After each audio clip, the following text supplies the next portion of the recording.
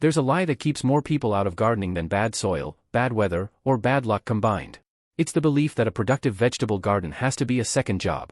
That if you're not out there every evening with a hose in one hand and a bag of fertilizer in the other, your plants are doomed. I want to challenge that right now, because some of the most productive vegetables in American gardens today are thriving specifically because nobody's fussing over them. And one of them on this list actually produces its best harvest the year you pay it the least attention. Stick around, because by the end of this video, you'll know exactly which 9 vegetables reward you for doing less. If this is your first time here, consider subscribing. I put out videos like this every week for people who want real harvests without turning their yard into a full-time job. Let me tell you about Karen Whitfield. Karen lives outside Columbus, Ohio. She's got 2 kids, a full-time job, and about 45 minutes of daylight left by the time she gets home most evenings. For years she told herself gardening just wasn't in the cards for her life. She tried once, years back, and it turned into this guilt-inducing chore list she couldn't keep up with. Weeds took over. Plants dried out. She gave up by July. If that sounds familiar, you're not alone. A lot of people don't quit gardening because they lack a green thumb. They quit because they picked the wrong plants for the life they actually live. The good news is, there's a whole category of vegetables that don't just tolerate a busy schedule, they practically depend on it. Let's start the countdown. Number 9 is turnips, and this is where a lot of people get surprised right out of the gate. Most root vegetables are picky about soil. They want it loose, rich, carefully amended. Turnips don't play that game. There's a gardener down in Texas, we'll call him a guy who inherited a patch of backyard so compacted you could barely push a shovel into it. He wasn't about to spend a weekend double digging and hauling in truckloads of compost. So he just tossed turnip seed into that rough ground almost as an afterthought. A couple months later, he's pulling turnips out of dirt he never touched. That's the thing about turnips, they tolerate low fertility, compacted soil better than almost any other root crop you can grow.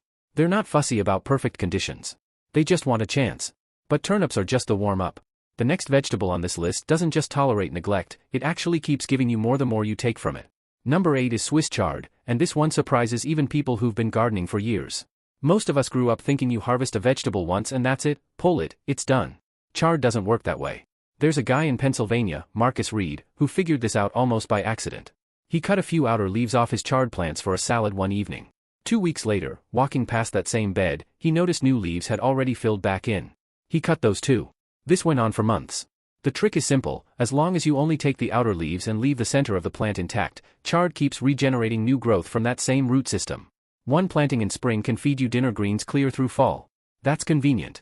But what's coming next produces so much, so fast, that it's less a gardening triumph and more a logistics problem. Number 7 is zucchini, and if you've grown it before, you already know where this is going. Zucchini has a reputation, and it's earned. This plant grows aggressively once it's established, and it doesn't ask for much to keep doing it. There's a family outside Pittsburgh who planted just 2 zucchini plants their first year, thinking that sounded modest. Within weeks they were leaving bags of zucchini on neighbors' porches because they simply could not eat it fast enough. The reason is zucchini's vigorous growth habit and its ability to self-pollinate mean it doesn't need the constant babying more delicate vegetables demand. Full sun, some compost worked in at planting, and after that it mostly takes care of itself. Zucchini feeds you generously.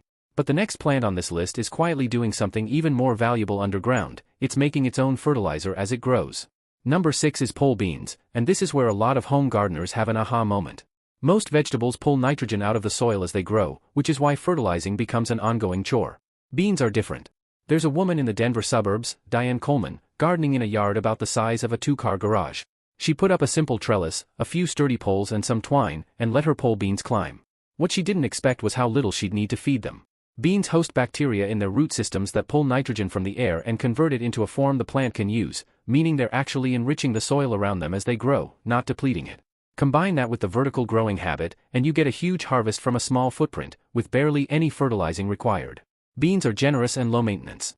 But the next vegetable on this list flips everything you think you know about plant care upside down, because the more you leave it alone, the better it performs. Number 5 is peppers, and here's a fact that surprises even experienced gardeners: overwatering, not neglect, is the single most common reason home pepper plants underperform. There's a man in Georgia, Tom Bradley, who travels for work 3 weeks out of every month during the summer. He half expected to come home to dead pepper plants. Instead, the year he traveled the most turned out to be his best pepper harvest ever. It wasn't luck. Pepper roots are genuinely prone to rot when soil stays consistently wet, and a bit of drought stress actually triggers the plant to put more energy into fruit production rather than leafy growth. Letting the soil dry out between waterings isn't neglect where peppers are concerned, it's practically the instruction manual. Now, I want to pause here and ask you something. Have you ever accidentally grown your best harvest during the exact season you had the least time to garden? If that's happened to you, drop it in the comments, because you're not alone, and it's honestly one of the more encouraging patterns in home gardening. Number 4 is sweet potatoes, and this one takes the pepper lesson even further underground, literally. Too much fertilizer and too much water don't give you bigger sweet potatoes, they give you enormous vines and disappointingly small tubers. There's a gardener in Georgia who let an entire bed of sweet potatoes go almost completely untouched over a hot summer, mostly out of necessity rather than strategy. When harvest time came, he pulled out some of the largest tubers he'd ever grown. Sweet potatoes are built to store energy underground specifically when conditions are a little lean. Plant them in well-drained soil, water sparingly once they're established, and let them do what they're naturally inclined to do. That's a lesson in patience rewarding you underground. But the next vegetable on this list rewards patience in the opposite direction. It's for anyone who's ever wanted to see results almost immediately. Number 3 is radishes, and if you've ever started a garden and nearly quit before anything happened, this is the vegetable that could have saved you. Most vegetables take months to reward your effort. Radishes don't. There's a first-time gardener in Arizona who planted tomatoes and peppers her first spring and watched weeks go by without much to show for it. She was ready to give up entirely. Almost as an experiment, she tossed some radish seed into a corner of loose soil. 3.5 weeks later, she was pulling radishes out of the ground. That small, fast win was enough to keep her going with everything else. Radishes don't need much loose soil, seeds sown directly where they'll grow, a light thinning of seedlings, and they move fast enough to rebuild a beginner's confidence almost overnight. Radishes give you speed. But the next vegetable on this list gives you something even better. It gives you a garden that plants itself again next year without you lifting a finger. Number 2 is arugula, and this is one of those plants that quietly does something most gardeners never even realize is happening. If you let a few arugula plants go to flower at the end of the season instead of pulling them, they'll drop seed right there in the bed. There's a gardener in Michigan who did exactly that almost by accident. She simply didn't get around to clearing out her arugula before winter. The following spring, she found volunteer seedlings coming up in that same spot, completely unplanted, completely unassisted. Arugula readily self-seeds when it's allowed to bolt, which means one planting can quietly turn into a self-sustaining patch that returns year after year with zero effort on your part. And that brings us to the single most low-effort vegetable on this entire list. Number 1 is garlic, and this is where Karen Whitfield's story comes full circle. Remember her, the mother from Ohio who thought gardening just wasn't compatible with her schedule? In the fall, almost as a small experiment, she planted a bed of garlic cloves. She mulched it once, and then she genuinely forgot about it through the winter. No watering, no weeding, nothing. Come early summer, she pulled up a full bed of garlic, enough to last her family most of the year. Garlic is planted once in autumn, left almost entirely dormant through the cold months, and harvested the following summer with barely any active gardening time invested in between. It might be the clearest example on this entire list of how a smart planting decision can outperform months of labor. So here's what all 9 of these vegetables have in common. Turnips that don't need perfect soil. Chard that keeps giving after every cut. Zucchini that grows faster than you can eat it. Beans that feed themselves and you. Peppers that thrive on being left alone. Sweet potatoes that reward a little neglect. Radishes that build confidence fast.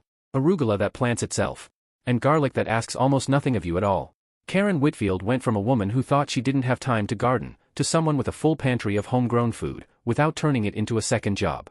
That's really the heart of this whole video. A great garden isn't measured by the hours you put into it. It's measured by how well you match the right plants to the life you're actually living.